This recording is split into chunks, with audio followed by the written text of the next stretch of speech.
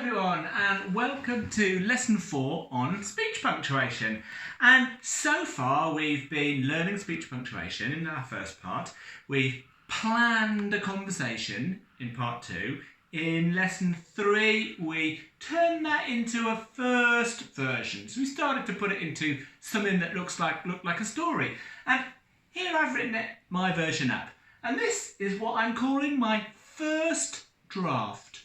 It means my first version, first attempt, but not my best attempt, because today we're going to do not first draft, but a second draft. We're going to edit it. We're going to try and improve it by adding some description and adding some interest. Because if I read this again, it's not actually that interesting. So remember, this has got to be about a shocking conversation. And I've put my title here again for my second draft. And that's what you're going to do. You're going to rewrite your first draft and add in a lot more description and detail. So same title, a shocking conversation. It all started at 9 o'clock when Alex walked into his classroom. Well, there's nothing wrong with that, but it's not very exciting. So for it, I might change that to be the whole incredible adventure. So instead of it, I've gone for the whole incredible adventure. Started. And now I think I'm going to put a bit more detail into this setting the scene. So when we set the scene, we say where and when and what it's like at the start of the story. But our whole incredible adventure started one fine April morning.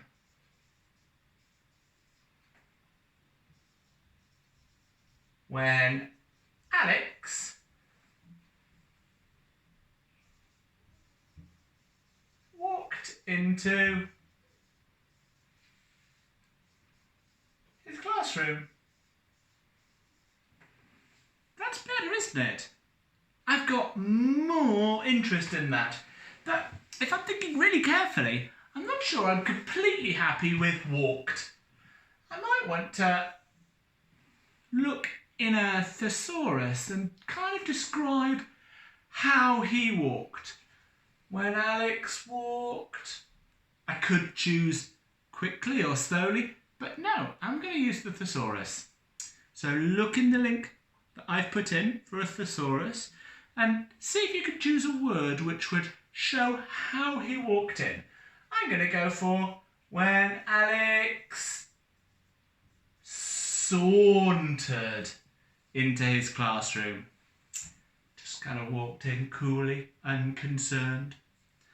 And I want now to remember one of my rules of punctuation that for direct speech, that when somebody starts talking, that paragraph, which is their talking and anything they say and do, that's a new line. New speaker, new line. So the teacher is speaking, so I need to include that. 66, capital letter. How are you, Alex? Asked his teacher. But I'm trying to describe more what's happening. Asked his teacher. Miss, and then you can choose the name. You might go for a funny name like Miss Spankum or Miss Jones, and then make her interesting. Miss Jones.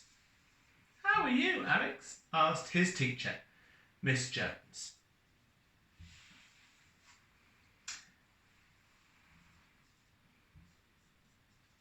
I'm fine. And now I think I'll develop my characters. I'm fine. Miss Jones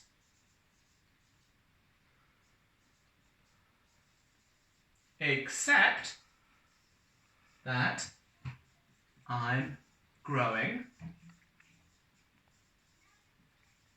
a second head.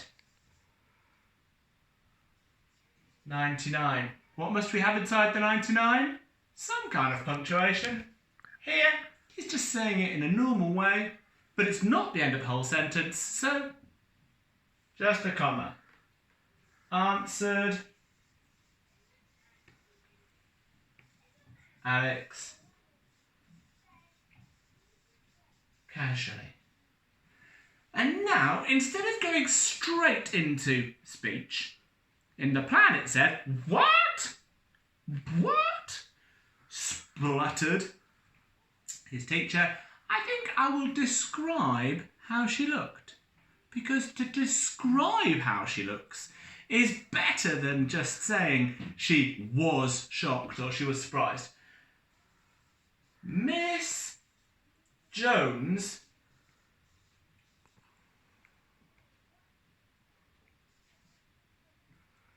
hold on, what shall we do? Miss Jones spluttered.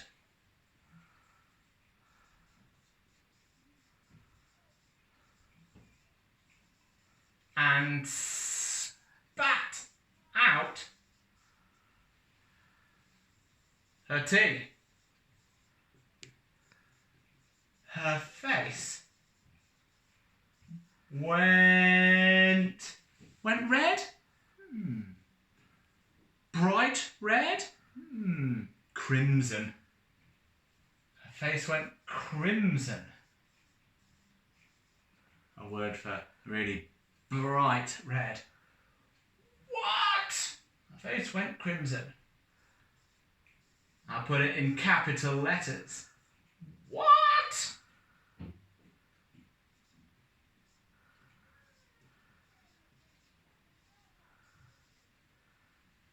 She. What should we go for? What? She choked.